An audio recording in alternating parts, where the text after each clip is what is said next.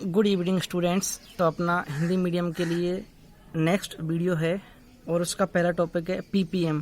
तो देखो सांद्रता टर्म पढ़ रहे हैं हम, उसमें अपनी नेक्स्ट है पीपीएम। तो मैंने आपको बोला भी था उस टाइम, आपकी जितनी भी सांद्रता की टर्म है उन सब में नीचे क्या था, आपका बिलियन था। ठीक है, तो इसमें भी क्या होगा, आपका बिलियन होगा। सिर्फ एक बची सी आपकी मोललता, उसमें क्या होता है, आपका ब्लैक होता है। तो क्या बोलना आपको, बिले का द्रव्यमान तो ऊपर होगा, नीचे क्या होगा, बिलियन का द्रव्यमान इंटू कितना होगा, 10 की पावर 6 होगा। तो देखो अपने को अब तक अपने पढ़ा था परसेंटेज। परसेंटेज का मतलब क्या था, आपका 100। ठीक है, यहाँ पे क्या आपका मिलियन है और मिलियन का मतलब कितना होता है, आपका 10 की पावर 6। तो आपके बोलना है 10 की पावर 6 ग्राम बिलियन में से बिले की कितनी मात्रा प्रेजेंट है, उसे बोलते हैं पीपीएम। तो बिले का मतलब WB upon WA plus WB into 10 की पावर 6। तो सिंपल बोलना है 10 की पावर 6 बिलियन में से बिले की कितनी मात्रा उसमें प्रेजेंट है, उसका मतलब क्या होगा, आपका पीपीएम होगा। ठीक है, इस पे क्वेश्चन गिवन है। जैसे आपके पास क्या है, 250 ग्राम टूथपेस्ट गिवन है, उसमें क्या आपके पास फ्लोराइड की मात्रा कितनी है, 0.15 ग्राम गिवन है। तो आपके बोला इसमें पीपीएम में फ्लोराइड का सांद्रण क्या होगा आपका। ठीक है, तो वही सेम पीपीएम क्या होता है, WB upon WA plus WB into 10 की पावर 6। WB क्या है, बिले का भार या द्रव्यमान, WA ब्लैक का भार या द्रव्यमान, और WA प्लस WB क्या होगा, आपका बिलियन का भार या द्रव्यमान। ठीक है, इसको सॉल्व किया तो कितना आया, 600 ppm। ठीक है, नेक्स्ट अपनी है मोल भिन्न या मोल प्रवाह।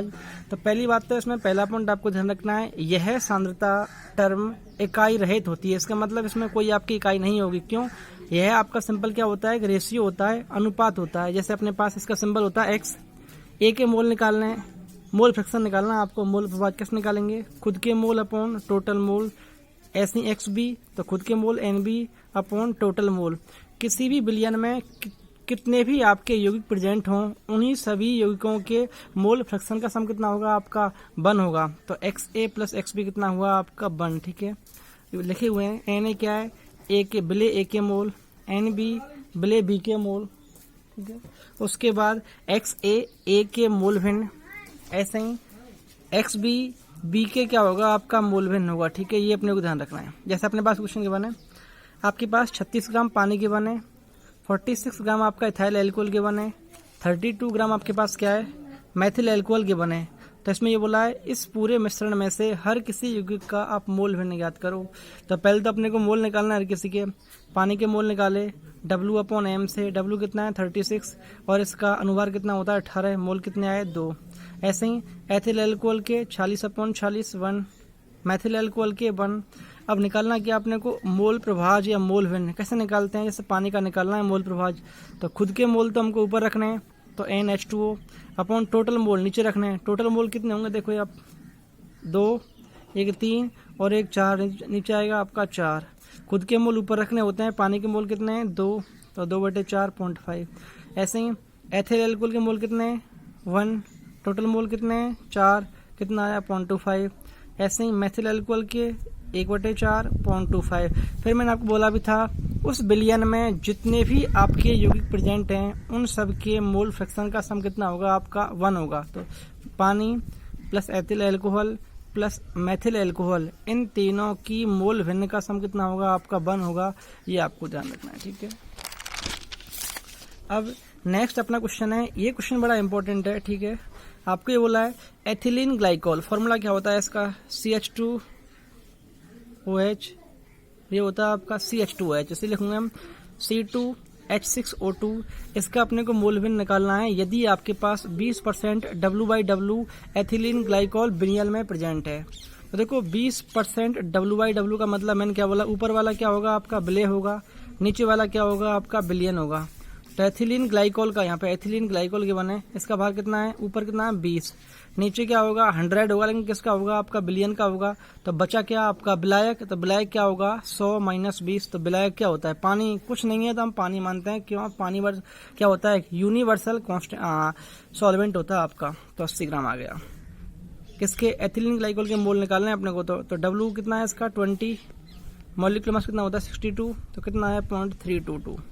पानी का निकालना है, मास कितना है 80, अनुभार कितना होता है 18, तो कितना है, आपसे बोला क्या है, एथिलीन ग्लाइकोल के मोल फ्रैक्शन भिन्न निकालो आप। तो खुद के मोल अपॉन टोटल मोल, तो कितना आया 0.068। ठीक है, अब देखो यदि आपको निकालने होते पानी का तो क्या करते हैं हम, XH2 लिखते हैं। आपको कुछ नहीं करना, 1 लिखना हमेशा, माइनस किसके निकाल चुके हो आप, ये वाले, तो इसको माइनस कर दो आप। कैसे हैं, क्यों, अपने को पता है दोनों का सम कितना होता है 1, तो 1 माइनस जो पहले निकाल चुके हैं उसकी वैल्यू। ठीक है, अब पढ़ते हैं मोलरता। तो पहली बात तो इसका सिंबल क्या होता है, कैपिटल M होता है।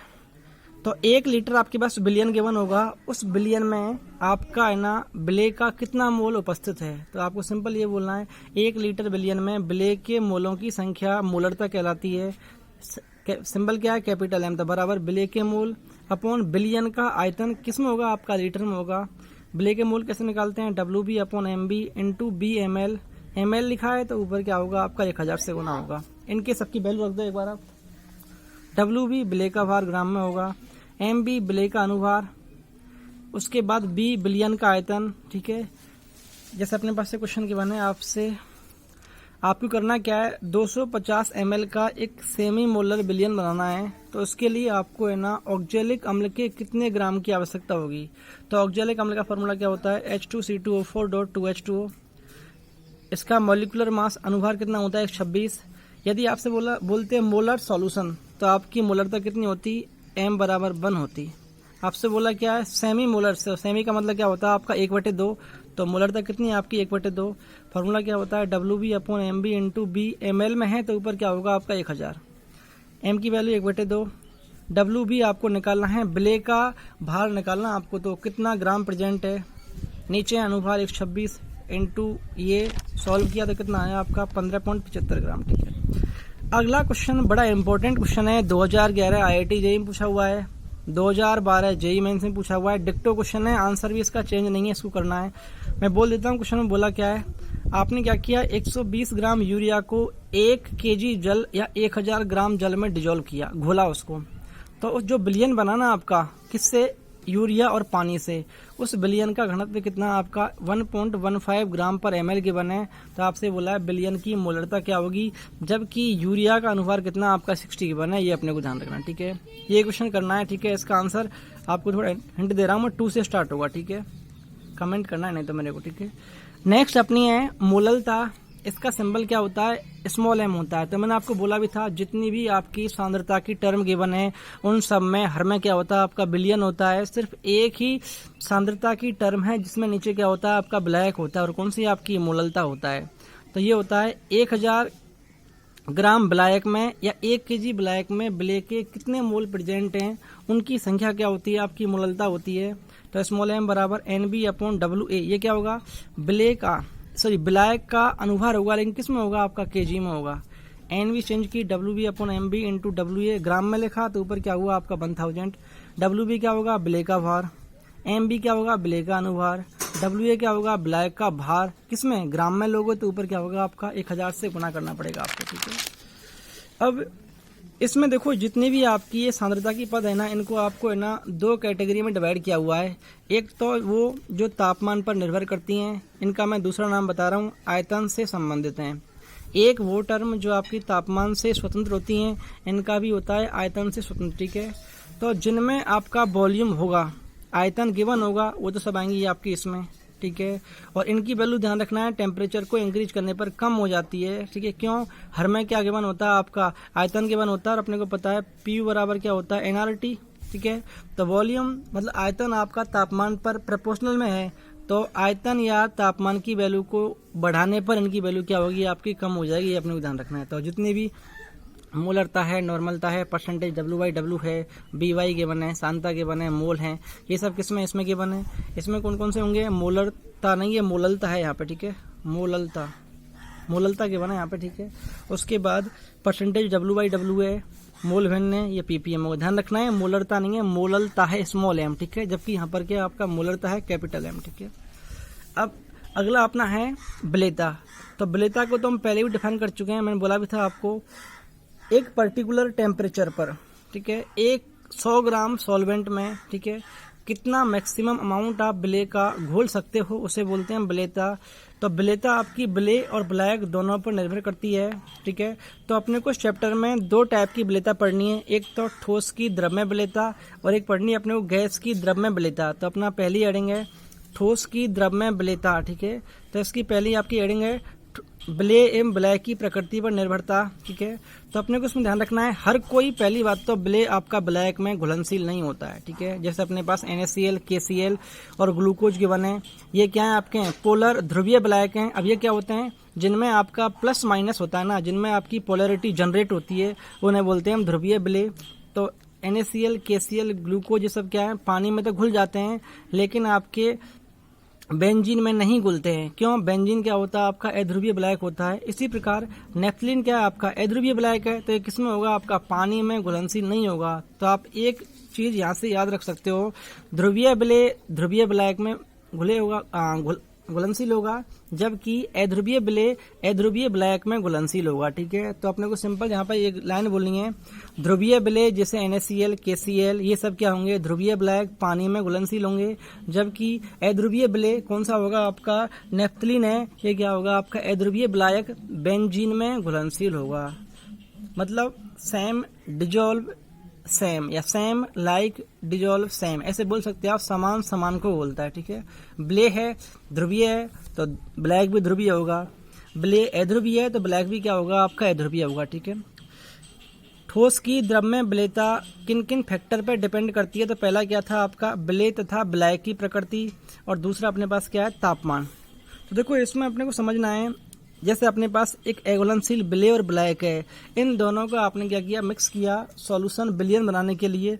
तो पहला आपको ध्यान रखना है, विलयन तो बनेगा आपका, लेकिन इस विलयन से ध्यान रखना है आपकी है ना ऊष्मा बाहर निकलती है, ऊष्मा बाहर निकल रही है, इसका मतलब क्या होगा आपका डेल्टा H क्या होगा, नेगेटिव होगा, और डेल्टा H नेगेटिव होने का मतलब क्या होगा, ऊष्मा क्षेपी अपक्रियाएं। तो ऐसी अपक्रियाएं जिनके लिए डेल्टा H क्या होता है, नेगेटिव होता है, उन्हें बोलते हैं ऊष्मा क्षेपी अपक्रियाएं। इन ऊष्माक्षेपी अपक्रियाओं के लिए तापमान को बढ़ाने पर विलेयता की वैल्यू क्या होती है आपकी, कम हो जाती है। तो ये लाइन आपको बिल्कुल अच्छे से याद करनी है, ठीक है। अब विलेयता कम हो रही है, इसका मतलब ये जो आपके इस विलयन में विलेय और विलायक है ना, आपस में घुल ही नहीं रहे, इसका मतलब ये जो आपका साम है ना, वापस क्या होगा आपका, पीछे शिफ्ट हो जाएगा। तो सिंपल एक चीज ध्यान रखनी है, ऊष्माक्षेपी अपक्रियाओं के लिए तापमान को बढ़ाने पर विलेयता की वैल्यू क्या होती है, कम हो जाती है, जिससे आपका साम में क्या होता है, पश्च दिशा में क्या होता है, विस्थापित हो जाता है, ठीक है। यदि मैं ऐसे बोलूं, ऐसी अपक्रियाएं जिनके लिए डेल्टा H क्या होता है, प्लस का होता है, उन्हें बोलते हैं ऊष्मा शोषी अपक्रियाएं। और ऊष्मा शोषी अपक्रियाओं के लिए तापमान को बढ़ाने पर विलेयता की वैल्यू क्या होती है, इंक्रीज हो जाती है। तो कहीं पर ऊष्मा शोषी है तो विलेयता तापमान को बढ़ाने पर बढ़ती है, कहीं पर ऊष्मा क्षेपी है तो विलेयता तापमान को बढ़ाने पर घट जाती है, कम हो जाती है, ठीक है। इसका एक एग्जांपल अपनी बुक में दे रखा है, जैसे अपने पास ग्लूवर लवण होता है, फॉर्मूला क्या होता है, Na2SO4.10H2O, ठीक है। इसमें अपने को ध्यान रखना है 32.4 डिग्री सेल्सियस तक इस लवण की विलेयता क्या होती है आपकी, तापमान को बढ़ाने पर बढ़ जाती है, लेकिन उसके बाद इसकी विलेयता क्या होती है, कम हो जाती है। कारण क्या है, तो देखो अपने पास शुरू में क्या होता है, इसमें 10 मॉलिक्यूल गिवन है पानी के। पानी क्या होता है, ध्रुवीय विलायक होता है। तो शुरू में 32.4 डिग्री तक इसकी विलेयता बढ़ जाती है तापमान को बढ़ाने पर, लेकिन जैसे ही हम 32.4 से तापमान को ज्यादा बढ़ाते हैं ना, तो अपने को पता है पानी क्या होगा आपका, गर्म करने पर भाप के रूप में बाहर निकलेगा, तो ये वाटर के मॉलिक्यूल क्या होते हैं, बाहर निकल जाते हैं, उसके बाद इसकी विलेयता कम हो जाती है। तो आपको ध्यान रखना है, ग्लूवर लवण की विलेयता शुरू में तो बढ़ती है, उसके बाद जैसे ही पानी के मॉलिक्यूल यहाँ से बाहर निकलते हैं, इसकी विलेयता क्या होती है आपकी, कम हो जाती है, ठीक है। तो ये है, तो एक बार इसको आप स्क्रीनशॉट ढंग से ले लेना, ठीक है। ठीक है, थैंक यू।